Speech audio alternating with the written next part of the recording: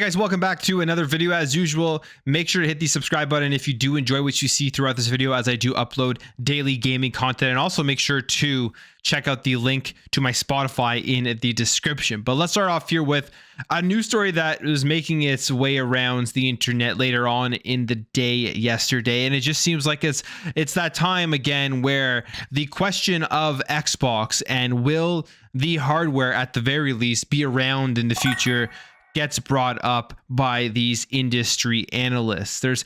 We just had GDC, just had PAX East. All these events just occurred over the past weekend. And at GDC specifically, you had GameIndustry.biz, Christopher Dring here, who apparently spoke with a developer who was questioning the support for Xbox, especially after flatlining of sales within Europe.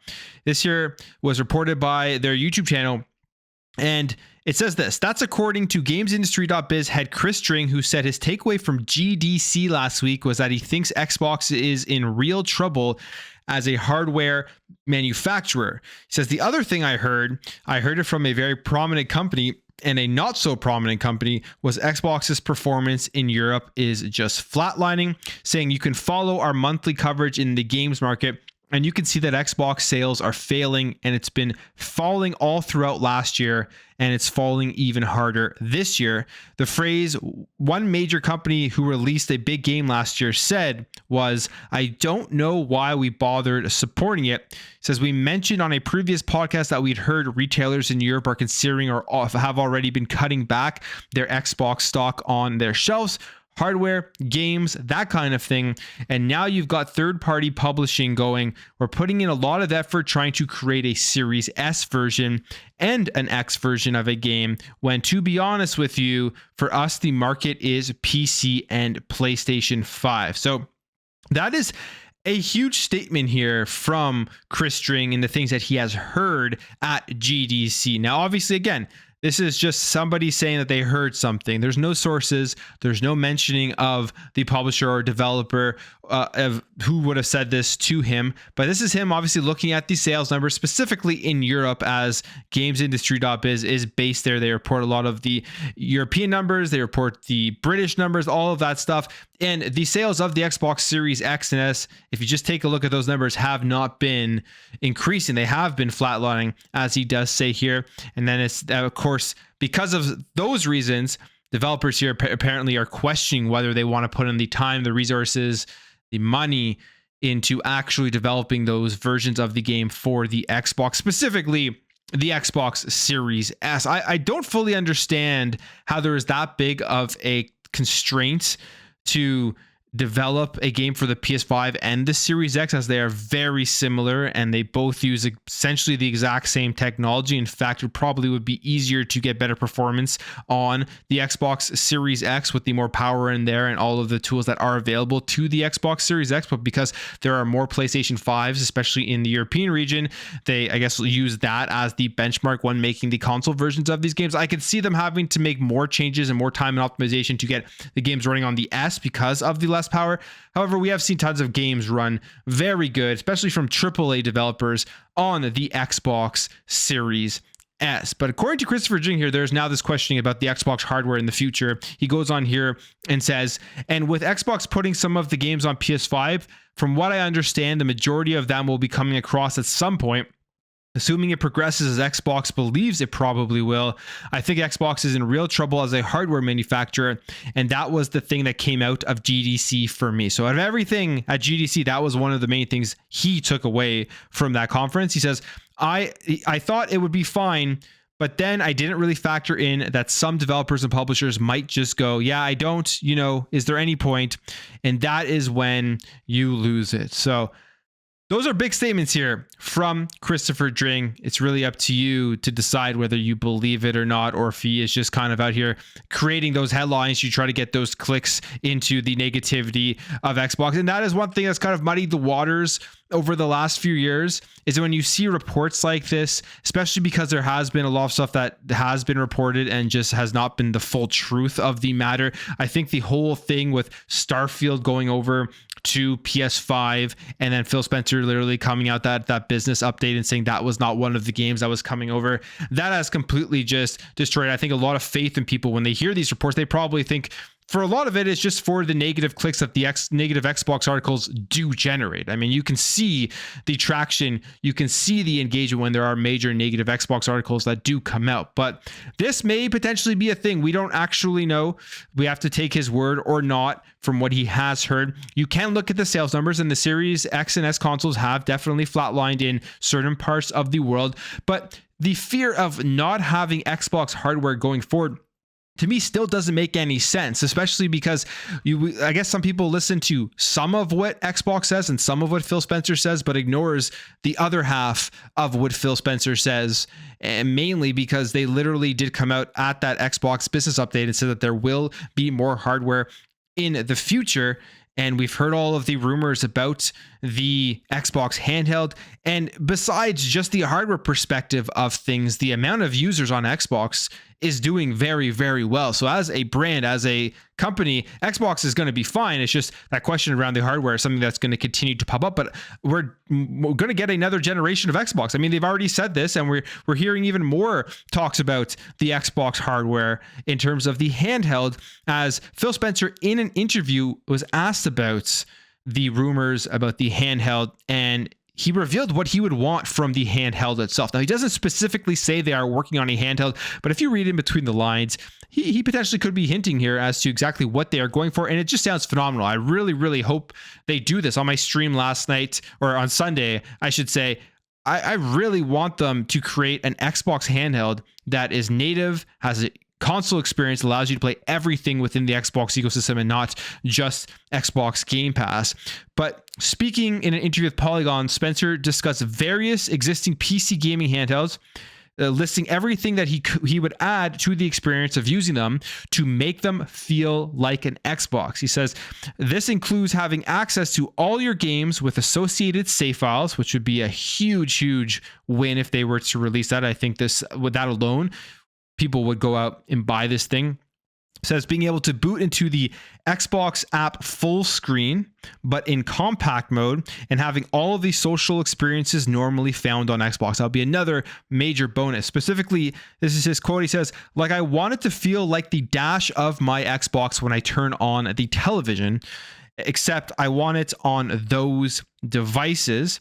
And then he goes on and he discusses hardware innovation and when that should arise. And he makes this link between software innovation and then creating that hardware to go alongside with that. He says it's a real inflection points in our industry, pointing out to the success of the Nintendo Wii in the process. Of course, everybody remembers the Nintendo Wii, as that was a huge change from the previous generation for Nintendo, where they went with the GameCube in the previous generation.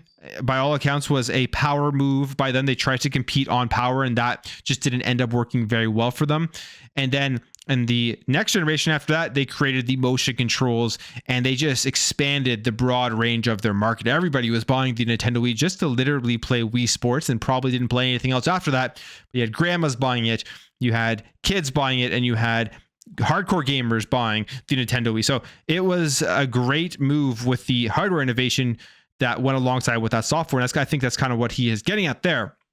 Now, he does go on to confirm that the Xbox hardware team is considering stuff. He says, different hardware form factors and things that they could go do. What should we build that will find new players, that will allow people to play at times when they couldn't go play in the past? So there you have it. He doesn't specifically say a handheld. He gives his ideal state of what the Xbox handheld would be. And if that's what he is thinking he would want it to be, I'm guessing they're going to go with that direction, and that would be a phenomenal move. It would be a great thing, especially if they do release it this generation as maybe the mid-gen refresh for the Xbox. I feel like if they're going to do a mid-gen refresh for the Xbox, don't put out a Pro console. Don't even put out the Series X digital. Don't put out a slim Series X, because that console is already very compact and in a good form factor.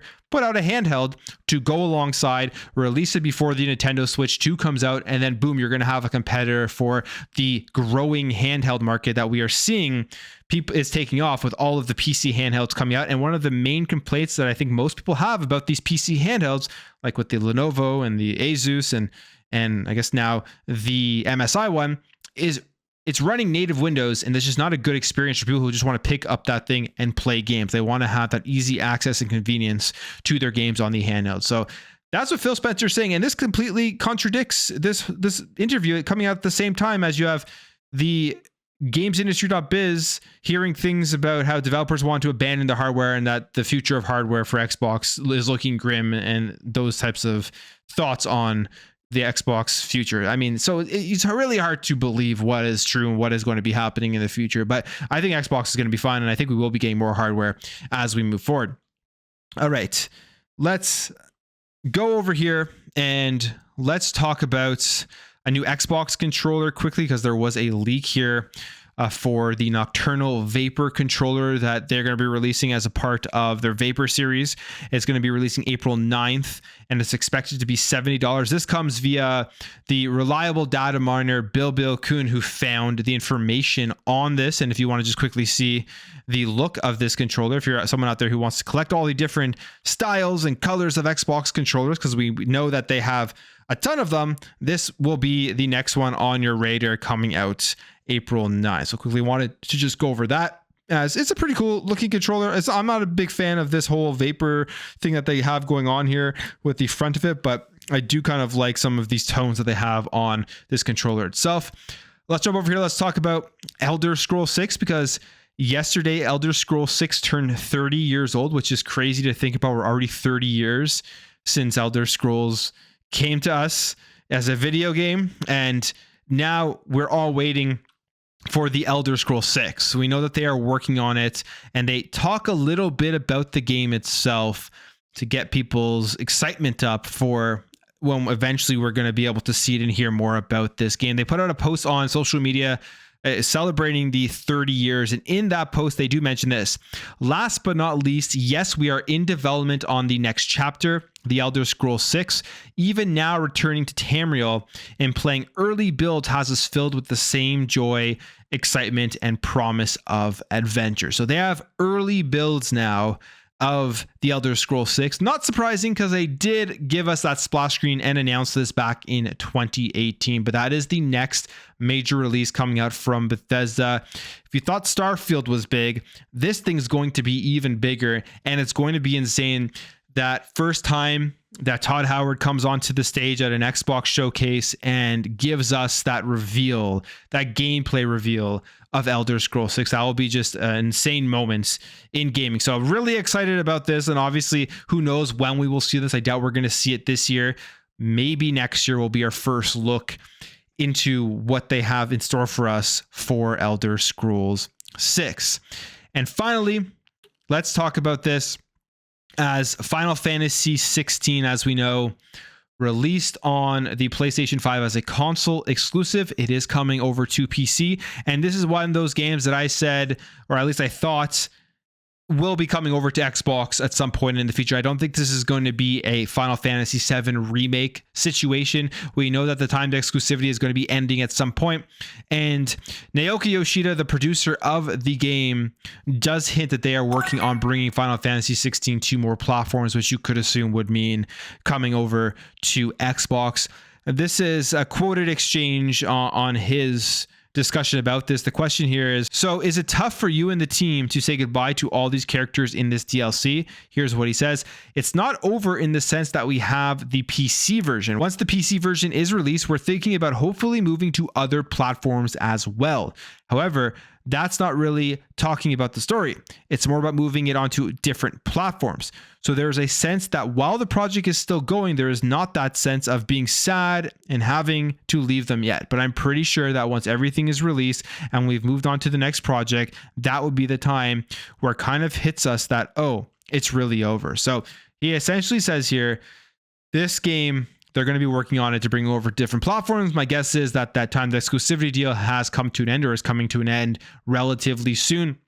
And now they have those resources and that time and that ability to actually go ahead and make a port for this game. So Final Fantasy 16, keep your eyes open for it after it does release on PC for potentially an Xbox announcement. I mean, I again wouldn't be surprised about this, especially from the work we've seen Phil Spencer do with Square Enix. Final Fantasy 14 is now on the Xbox platform. He was on stage with Square, and they seemed like that relationship was blossoming and getting better, going back to, I guess, where it previously was before they really started pulling off some of their main games from Xbox with their timed exclusivities with PlayStation. So I do hope this is one that does make its way over onto the Xbox platform.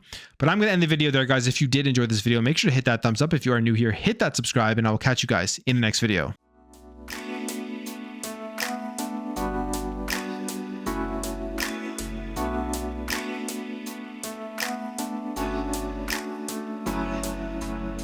We'll be right back.